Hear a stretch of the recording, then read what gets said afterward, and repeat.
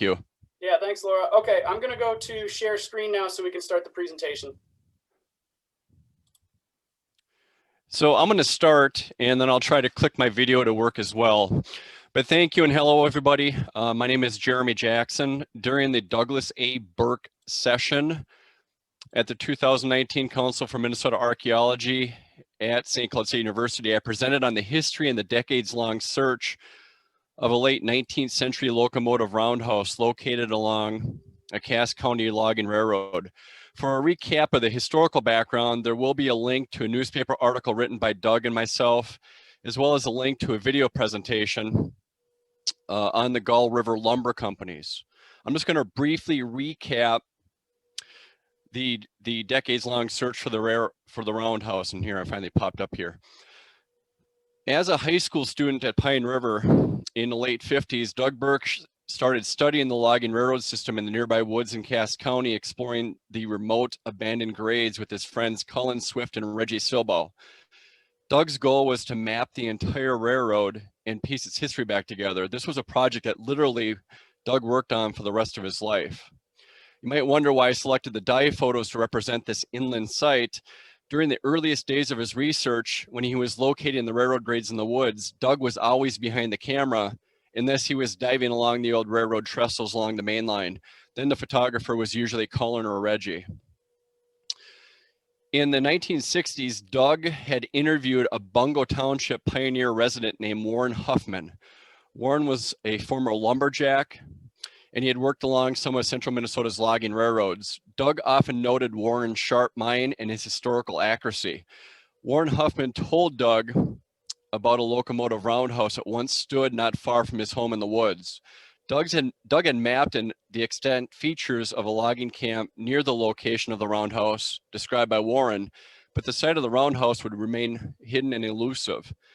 There was no written documentation of the roundhouse in this vicinity, but Doug searched for the elusive footprint of the roundhouse for nearly 50 years.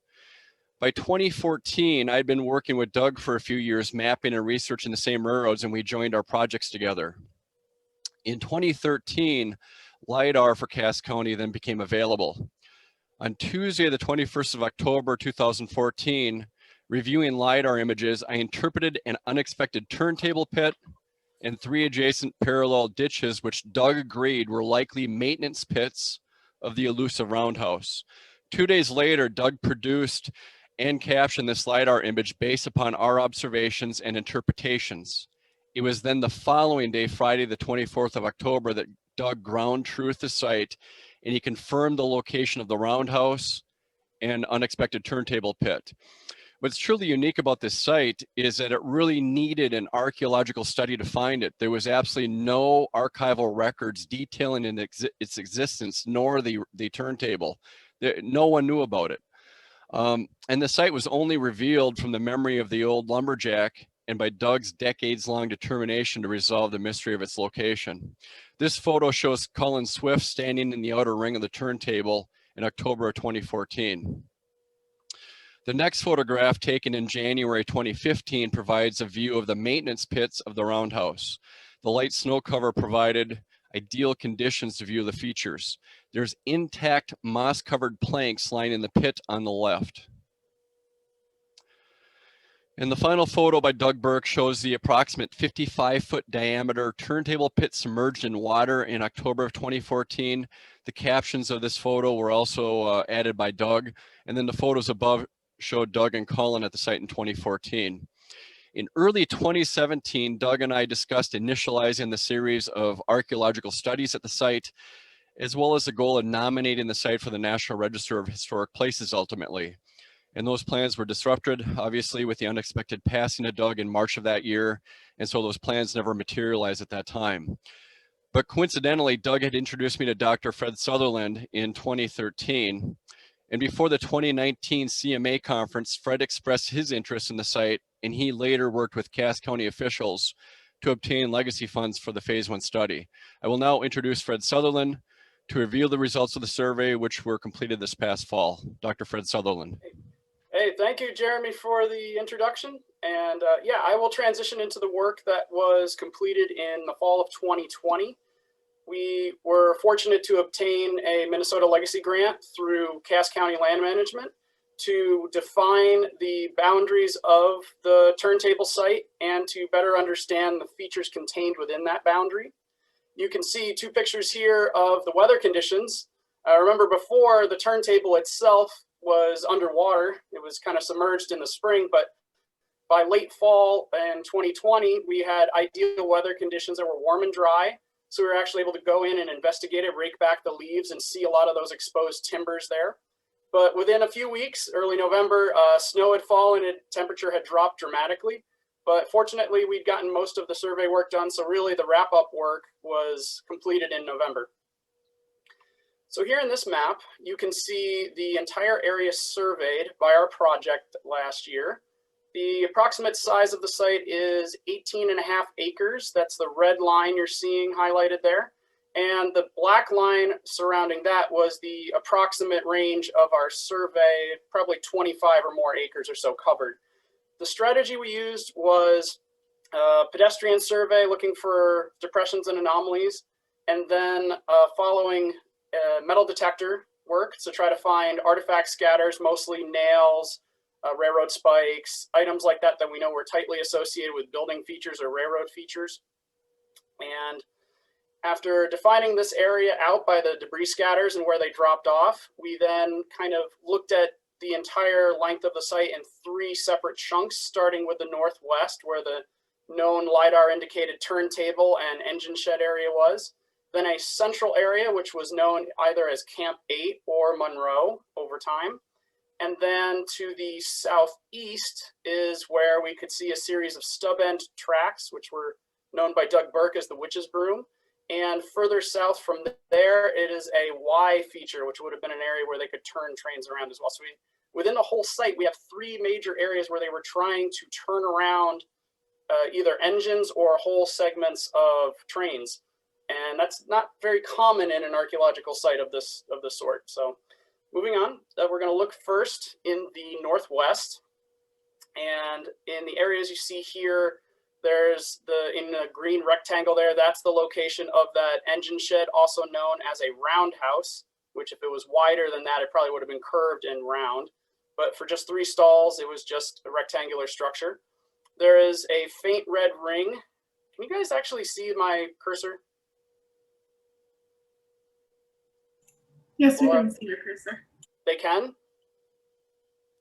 Yep, Yes. you're good. Oh, great, fantastic. So in this faint red area, that is the 50-foot wide round table area. And then to the north, we found indications of a structure here based on some burned nail fragments, and just the rectangular features and everything seemed to line up with a potential structure rather than a dugout area.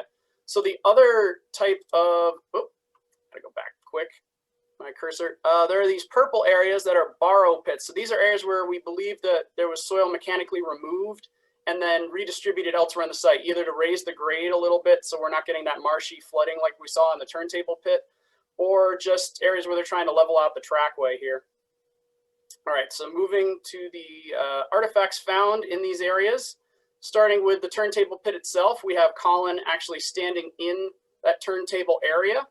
And then to the right, we have what Doug Burke and others have speculated the turntable would have looked like, what they're calling a gallows style turntable. This historic picture, if I'm correct, Jeremy, was taken from a logging, or not a logging road, but a railroad in California. Do you remember the provenance of that photo? It was southwestern United States. I do not. Ah, okay. Well, regardless, this was just the best piece of photographic evidence we had for this general type of turntable. And really, we need further evaluation to identify the exact style of turntable involved. But this is our best guess at the moment. Within that turntable area, we did identify several engine parts to steam engines, including boiler doors and these brake shoes. Now, the one up above in the top area, that is the one that was actually recovered from the pit. Down below in the Doug Burke papers collection, we did actually see examples where Doug Burke had found some near the project area in a little bit better condition, so that's why I wanted to highlight it here. But we're finding basically pieces of the engines that are being serviced and maintained in these engine sheds and turntable area. We also found evidence of personal items like worker shoes. The metal tacks that were holding together the sole of the shoe actually are what were found. And I should mention also, when we did this metal detector survey, everything was returned back to the ground, and this was all near surface artifacts. We were not digging very deeply to find these. We basically rake back the leaves, metal detect, sweep the area, find them, photograph them, GPS, and then return to the ground at this stage for further evaluation in the future. But with these shoes, we did actually find several pieces of them, and that was just a little bit north of the Turntable Pit near that one structure. And then here I had to include Kurt with his that funny pose he's making, almost like jazz hands, but he's within that engine shed I was talking about, or otherwise known as a roundhouse. The photographer is standing in probably the easternmost pit. Kurt is standing in the center one. You can see at his feet down here, these are the wooden beams. Now, what fascinated us about these as we exposed them is some of these service pits actually had 3 beams in them. And we were trying to measure the spacings to find out if these were standard gauge or if they were something narrower. Around this time, we know that the trains that were being used here were converted from narrow gauge to standard gauge. And so if this site was actually part of that transitional period, it could yield a lot of fascinating information we won't get anywhere else. And the picture you see on the lower right, I believe, is attributed to the successor company when they were using an engine shed in Lothrop, but this very well might be the structure, if I'm correct, Jeremy. There's good speculation that this actually is the shed just used at a later site. Okay, well, regardless, moving on. We have the central area here. This is also known as Camp 8 or Munroe at different times. Here we found what we believe to be depressions related to potential dwelling areas, other living areas, and lots of debris associated with people living in the camp. Some of these items of interest are a couple things that were diagnostic, like the head stamps on the shotgun shell casing. And we found cast iron stove fragments and a sardine can and other sort of canned good containers in the general area. This area was so rich in metal, we couldn't actually document everything in the time that we had allowed. So really, we just focused on the outer edges of where the debris scatters for the camp dropped off. But this area has a lot of good potential to tell us about the people living and working in this general vicinity, and definitely is worthy of attention going on in the future. To the southeast now, the last section of our general site, we have the stub end tracks in the north, and then to the south we have the Y area for turning tracks around there. And just to give you an idea of some of the survey things we were doing there, this was on the last few days when it was very cold out. But you can see the change in the landscape mostly reshaped by digging out and removing the soil, which is what Becky and Colin are sort of standing there showing the difference in topography, right around that stub end track area in the north part. And then on the right, you have myself trying to pull out a soil core, which was getting stuck, and Becky, who was helping collect the GPS data for that location, where we think we found a human-made feature that was potentially building up the land there for a crossing over a depression. And I believe, if Jeremy can correct me if I'm wrong, that there was some speculation by Doug Burke that this had some wood cribbing or other wooden supports under it. And we were testing with our soil probe there to see if we could hit any of those wood posts.